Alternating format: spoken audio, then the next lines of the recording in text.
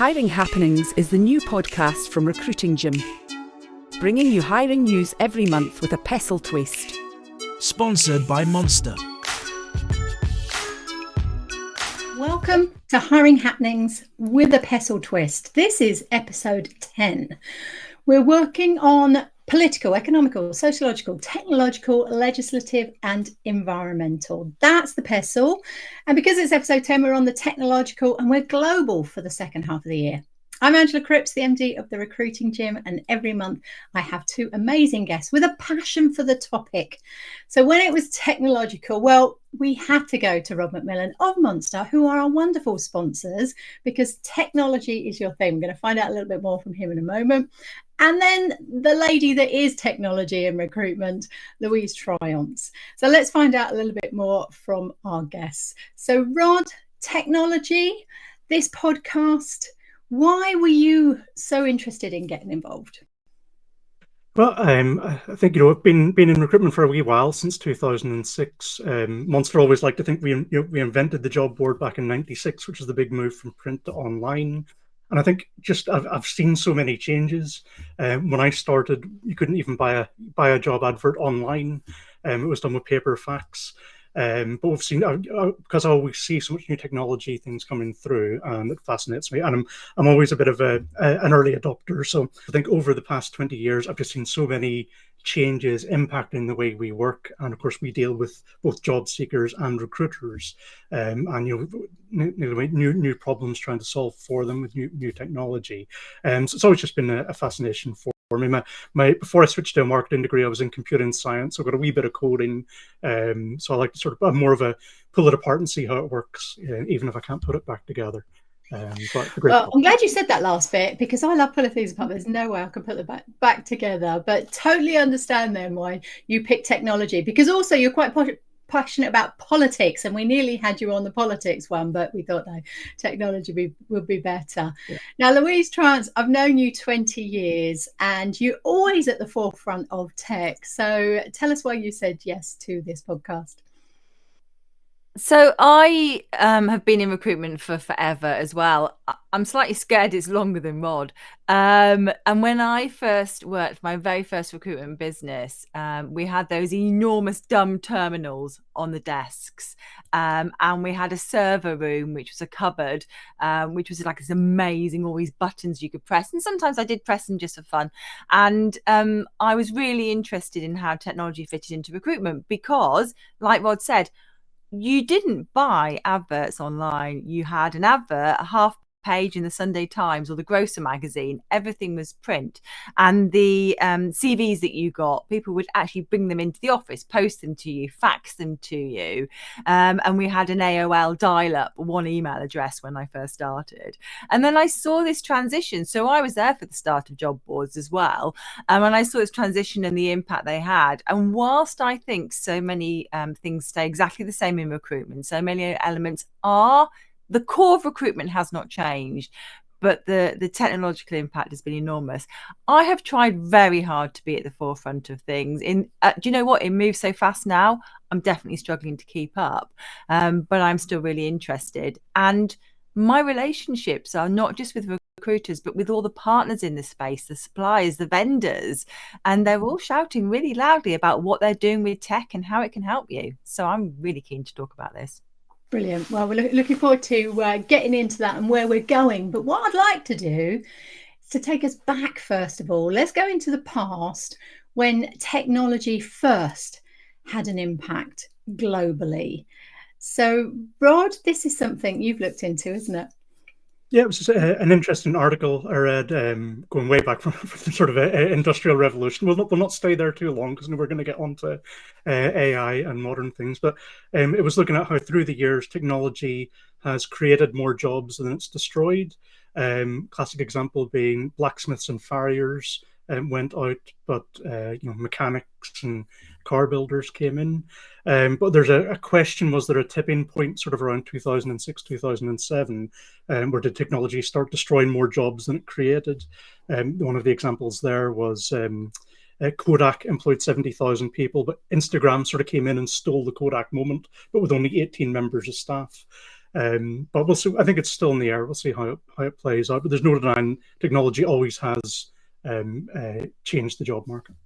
Well, they talk about the fact that in sort of 10 years' time, the majority of the jobs that people will be doing haven't been created yet. And I was always a little bit cautious of that, but the way things are moving and how quickly it's going, then I can see that. And that Kodak moment, I've just realized, that was the phrase, wasn't it? To take a picture was the Kodak moment. A bit like Hoover's taking the branding from vacuums. We always called it a Hoover, but we do call it a Dyson now. So it did move on.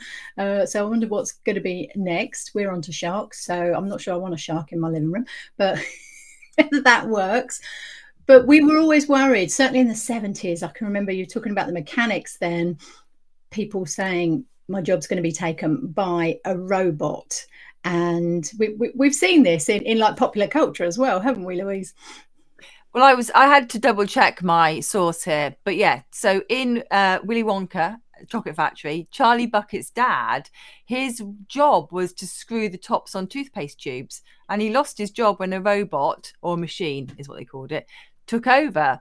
And I think that that was obviously an important part of what was going on in that time. I guess that was when I was very, very young, that this concept that people were losing their work to machines, to robots. Angela, I know you were talking earlier about the car manufacturers. I love this part of it.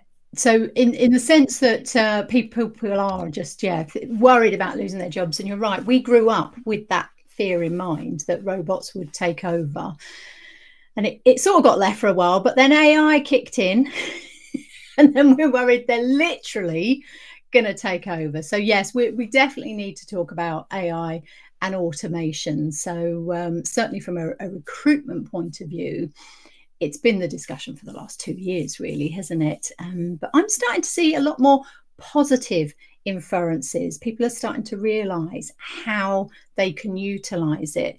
So, Louise, what are you hearing out in the market with regards to AI? Well, I definitely think it is primarily positive, because at an individual level, we are seeing people benefit from using it. So maybe you've got a tool like ChatGPT, or maybe your CRM has some Copilot built in. I'm not going to name any brand names, but I did a show yesterday with someone who's got works for a massive CRM. They've been around for 20 years, a global business. And there's a built-in Copilot which can help you do everything from write your job description, understand what competency-based questions to ask once you've got that job spec put in there, can build out your job advert, and can create some basic screening questions. So that's great, isn't it? It's so good, especially for new recruiters coming in. And we've been doing a month. We've ended up doing a lot on onboarding this month. We can see the growth in the market. We know that people are going to start recruiting again. And let's please get it right. And that Copilot bit came up last week at a conference that I was at, that the onboarding piece, yes, let's have everyone involved and leaders supporting that new person coming in some way, shape, or form. But for the day-to-day stuff where they're asking the same question 6 times until they get it, having a co-pilot AI person that they can just go online and ask them, what do I do? How do I book holiday? How do I do this? Because again, people won't want to ask that in the first couple of weeks, but they may have a holiday coming up that they need to book and they just feel bad or guilty. It's like, this doesn't sound right, but they can ask an AI co-pilot for that. No trouble at all. So I can really see that utilising to support a recruiter. And from an automation point of view, we're seeing that a lot of a recruiter's role, it is repetitive, isn't it? There's lots of administration. We know that there's sort of 27 bits of documents that have to be filled out to get a temp out working. So if automation can do that, what impact do you think that will have then, Rod, on the recruiter's role? Well, I think we're seeing. I like to think of it, the AI that the job seekers are using, and then the recruiters are using. And I think sometimes there can be a bit of tension there, where companies are quite keen to automate and save time, work more efficiently, but they're maybe a bit wary of has someone written their CV with AI. So we're doing a bit of research around that at the minute to sort of get the attitudes. But I think we'll see potentially shortened hiring times if AI technologies are helping people to select through candidates, find the best candidates, and screen them, even scheduling interviews. That could potentially reduce time to hire, which is going to reduce costs to hire, which is going to be good. Is it going to help make enhanced decision making? I would very much still want to see a human in the loop. I'd be very wary about letting AIs make decisions, but if they can help us make better hires, and there's still some question around that of what they can look at in the data, and what you can pick up in a human-to-human interaction. If we can make more informed hiring decisions, that's going to increase retention, again, cut hires. There's a question over will it reduce bias or will it hide bias? Because we know in AI systems, just the way they've been built and the way they've been trained on human data, there's bias in there, but we maybe tend to think of them as less biased. So I think that's if there's flawed internet data that they've been based on, there could be questions about accountability in AI-driven hiring decisions. So good and bad. Yeah, I'm glad you brought that up, because it was the thing that we noticed straight away that wait a minute, the way that they've learned, we all thought they were the Einsteins of everything, and then we realized no, they're getting everything from people like us. We're flawed and we have bias, all of us, and therefore they're going to be biased too. So this is something that we've got legislative next month. We are getting into that because, of course, a lot of countries around the world, and the UK was the same. Initially, it was like, yes, brilliant, bring it in. And then 6 months in was like, whoa, wait a minute, we need to have some legislation around this and we need to be looking. And that's moving forward quite quickly now. So we will get an update in next month's session about where that's all going. But we need to make sure, don't we, that the human is there as for the checks and balances to make sure that and that we're doing the assessments, and we are, if you've got AI that's doing the screening for you, that we're double checking and going back and making sure that the bias isn't there. Any ideas, Louise, how we're going to get around that? What I was going to say was, and this is a rubbish argument I've heard, which is that humans are biased as well, and we are. So, but that's not an argument not to use AI. But actually, some of the processes that recruiters have been using have actually been really poor anyway. So people who are using psychometric tests in recruitment, I've been using psychometrics for 30 years. The right psychometric in the right way with the right person can be amazing. But if you're just using them to blanket screen out people, and you don't know what you're hiring for, and you don't know what your competencies are, and you don't really know what you're assessing, then actually you're already making really bad hiring decisions. So I think that it comes back to understanding how to hire better. So the right recruiters using the right tools in the right way will be highly successful. Bad recruiters are already lazy and hiring with bias and not having the right conversations with their clients. So those type of recruiters will continue to hire badly, and they'll just use tools to do it more badly. I think the legislation will definitely help. So things which are blatantly biased, using the wrong data, dangerous to the process. But the core of a recruiter's job is to help the right person get the right job, help the right company get the right person. And I think there's loads of ways in which AI and tech support that. If I was a recruiter right now, I'd be asking a couple of questions. If I owned a recruitment business, I'd be asking, what are my consultants using? Because they are not all using the same tools. And then I'd also be asking, if I look at this in a more compliance way, what's the right step forward? Rod, I wanted to ask you a question, actually. Using AI in the process. So I'm talking to CRMs who are using AI built into their products. And then obviously I speak to job boards all the time as well, and they're looking at how to use that in their product. So when you look at something like the ability to do screening or help job seekers or create those job descriptions, I don't think we're far off a problem where you've got it in your CRM and you've got it on your job board too. And are you doing the same thing twice?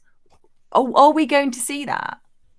I think, yeah, potentially we're going to be seeing AI speaking to AIs, especially as, seekers and companies are both using them.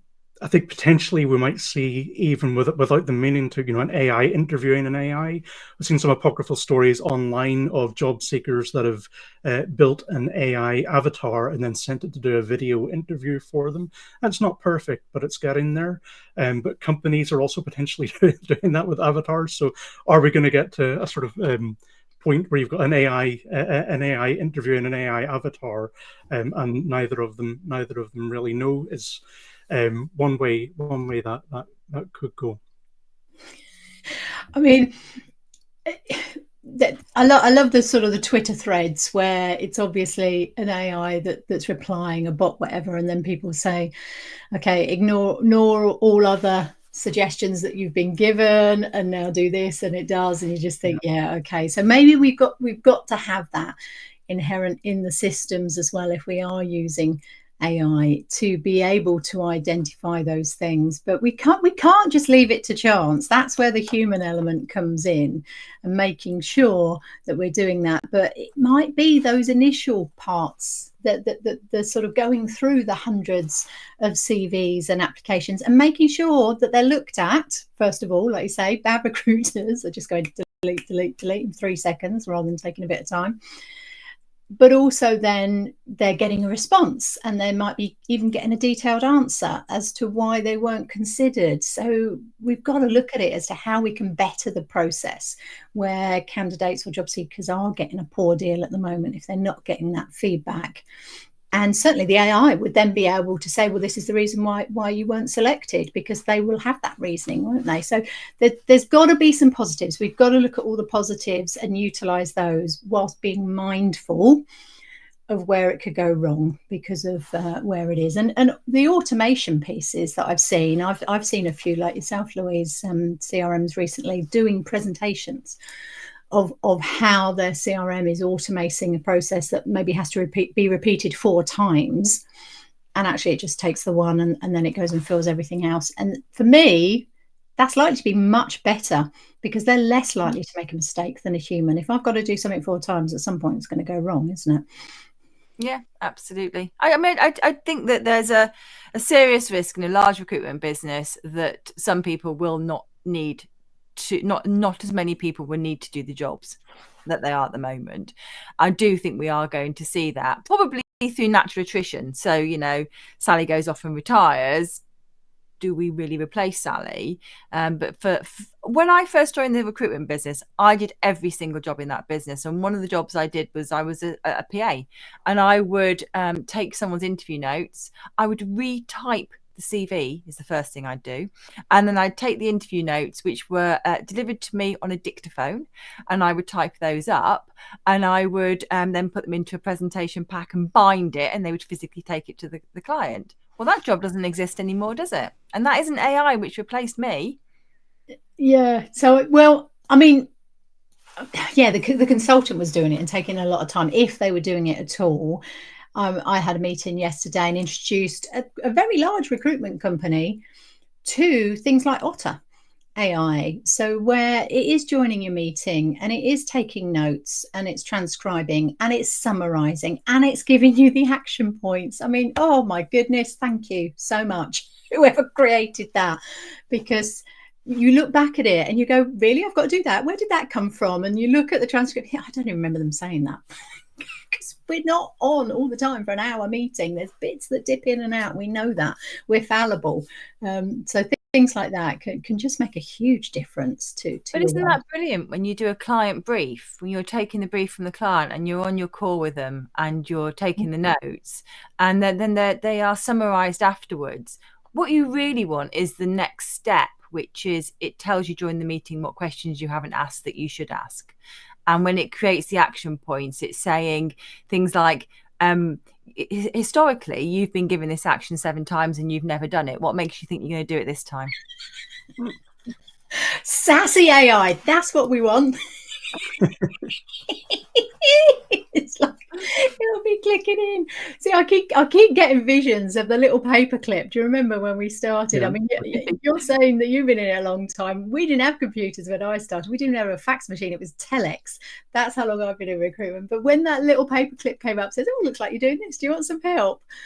I mean, that was the start of it all, wasn't it? And that's good 30 years ago now. So we've come a long way, but let's make sure that we utilise it. So we talk about the interview there, and certainly video conferencing over the last 5 years. COVID really pushed us on with this because it was around, and I was using Skype to do webinars to Australia 10 years ago, but it just wasn't inherent and accepted, as it were. So Rod, what's your views on where video conferencing has come over the last 5 years and where it's going? Yeah, I think video conferencing with broadband and even chat tools and more collaborative tools, I think that definitely has an impact on recruitment in a number of ways. Now we've seen the work from home revolution. Obviously, it's here to stay. Companies now potentially have a much wider pool of people to hire from. They're like, well, why should I pay London prices if they're going to be working from home? I can hire someone, somewhere cheaper, Newcastle, Glasgow, and it's going to be effectively the same. I think that's a non-AI technology. Adding AI onto that, with video tools, you're soon going to be getting, well, you can already get real-time translation, which is pretty good, which means you're potentially going to be able to hire someone for a role in another country that you don't even speak the same language, but potentially interview them and then work them and integrate them into a team with real-time translation. That opens up a whole new, I think that's going to be a real disruptor. I got really excited when I saw TikTok recently with headphones that do the translation for you while you're talking to someone. Is this what you're talking about? And I just thought, wow. Even better in real time, it can even adapt your lips. So you can be speaking in English on a podcast and it can come out looking like you're speaking French. This is nuts. Do we know the company that's doing that? Can we put a link in? There's a couple of different ones, startups that I've seen. So I don't know a specific company name, but I've seen sort of demonstration videos. But it does bring in a question of what's real on video calls. I freaked out my wife the other day with a video call which had removed my whiskers, which she didn't like at all. But you can get other ones, for example, filters where automatically it always has your eyes looking directly at the camera, even if you're reading your notes over here. So that's then more engaging. But with people are, especially coming into the workforce now, everyone's comfortable with the Instagram filters and effects. You have to wonder how much of video calls you can actually trust. I think we're not too far away from the time we might see, this is just me giving another warning caution, a deep fake interview where you can do deep fakes now where you look completely like the other person, sound completely like the other person. What if we have someone doing an interview on someone's behalf, and it's not actually, you're not interviewing the person you think you are? So that's I'm not to the level of sophistication you're talking about, but I've absolutely heard of that, where somebody who looks very similar to the person who you're eventually going to hire does the interview, and then when they turn up in the office, you're like, but and then it becomes apparent that actually that wasn't the person you did the interview with. But if you're hiring someone to work remote, you may never find that out, because even if you're doing regular Zoom calls, gloomy background, light behind you, muffled voice, using ChatGPT, the speed at which you can use this technology to be able to answer questions, so that when they're asking you how you're doing on a project, you can say, and then you just read it off. And like you say, with the eyes following you around, you can be reading off the screen up there. They'd never know you were doing that. I'd not heard of that before, and I'm guessing if you move your head too much, your eyes will look weird. I just want that to happen. I've not tried it out myself, but it's apparently pretty effective. It caught my eye because I was recently diagnosed on the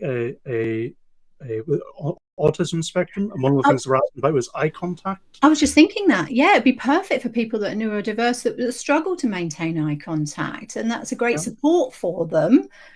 But you're right. There's always a positive and a negative to anything new, isn't there? There's always pros and cons. There's always things that you think, okay, if there's nefarious people out there, they'll find a way.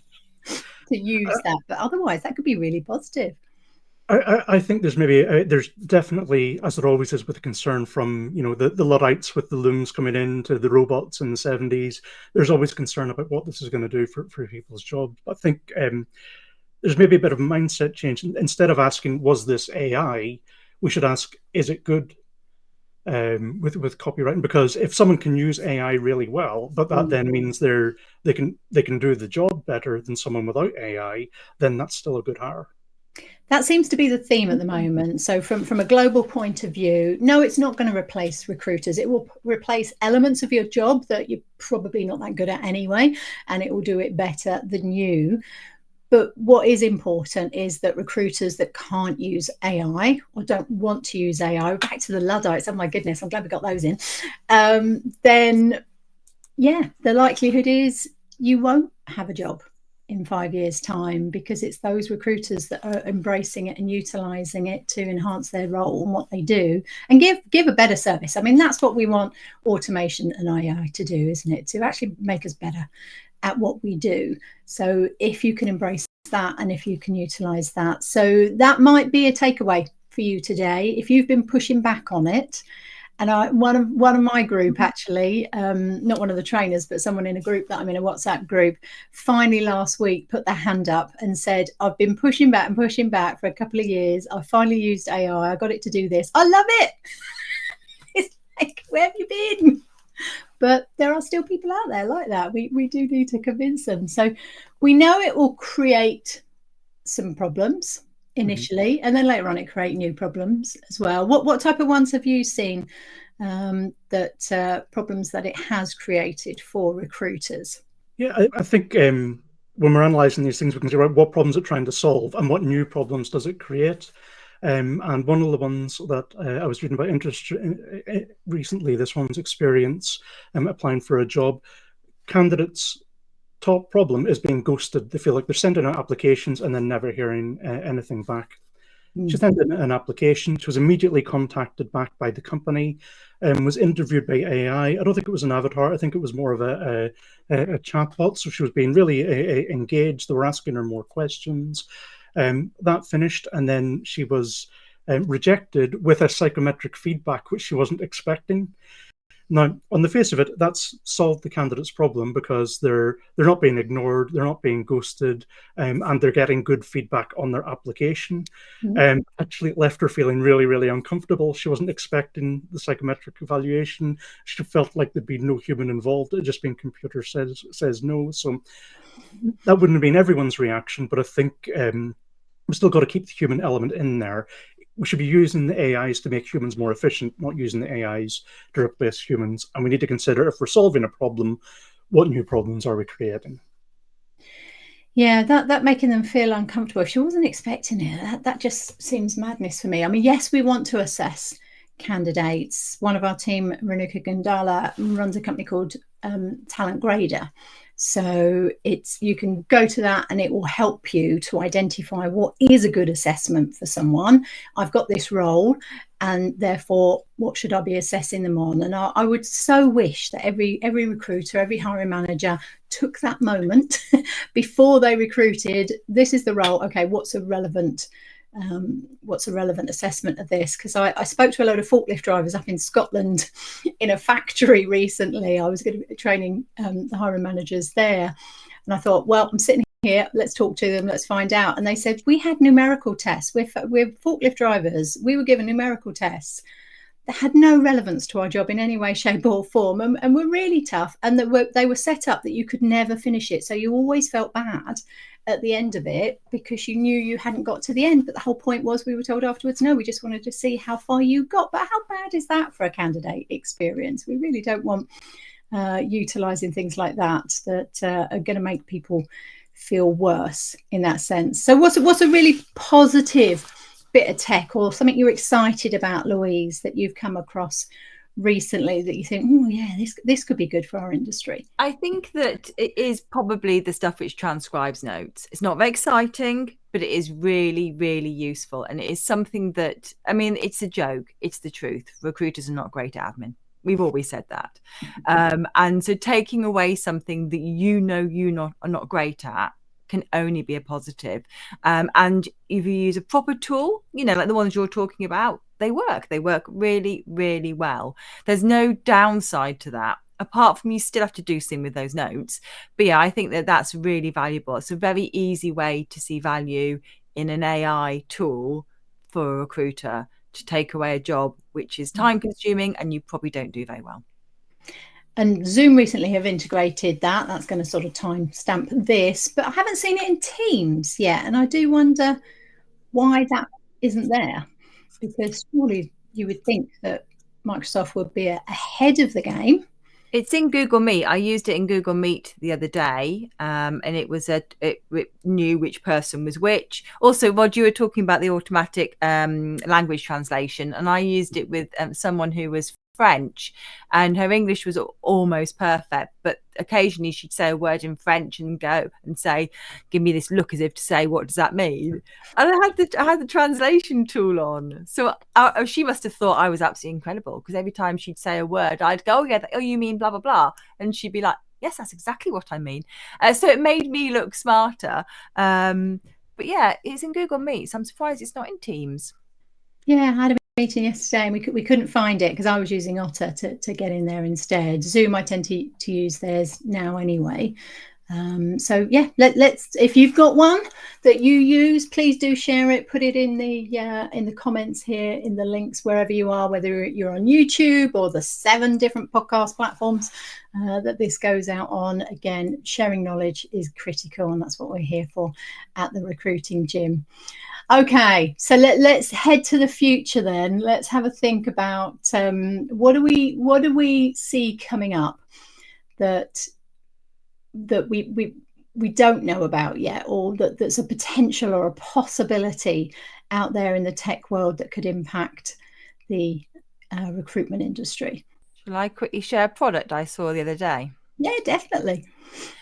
So it's a psychometric, I'm doing quote marks for those who can only hear me, psychometric tool which takes a photograph of your face and then produces a personality analysis of you. Oh, I'm not sure about that. Don't like that. Okay, sell it to us. Yeah, no, I'm not sure I can. So okay. Conceptually, I think most of us would be very uncomfortable with that. Is that they can tell the differences in our personality by just looking at our face. Feels like it could be phonology or astrology or just as tenuous as one of those to me. What was interesting, I'm not going to say who the company was, what was interesting is that the report I got back, it was a bit me. So but was it generic? So therefore, and that's the thing. What I did plan to do, which I never did, was to run it through AI and ask how many of these statements could be seen as being generic and applying to most people. The other thing was, and I've seen this 100 times before, it was broadly flattering. And when there's a report which is broadly flattering, you want to go, oh, yes, organized. That sounds like me. So what I really don't know is how you could honestly use that in the recruitment process and not be open to some criticism and being sued down the line. So it blew my mind. Well, yeah, because we have genetic traits in our facial structures. If they find a skull, they can rebuild it and find out the person, and they can identify from our genetic traits as to where we might come from in the world and what we look like, and what colour hair and what colour eyes. So the fact that we're able to do that straight away, I'm thinking, well, that's now the way that you look. I'm just thinking it's racist. I'm sorry. I would strongly disagree that any of those things would be relevant for a job. Your eye color, your hair, or where you're from. And I think there'd be a real danger for bias. I myself, for example, was in a bad accident when I was younger. I've had quite a bit of facial reconstruction. So did that change my personality? Is that going to discriminate against people with birthmarks? Is it going to judge people by age? So I'd be very wary, of that sort of personality. And from what we said earlier, those smart people, they're just going to put someone up on there that isn't them. It's going to be the fake. Well, that's the thing. People put filters on. Smooths the skin, makes you more symmetrical. Yes. Maybe you can use the Elon Musk Steve Jobs filter. Maybe that will start to exist.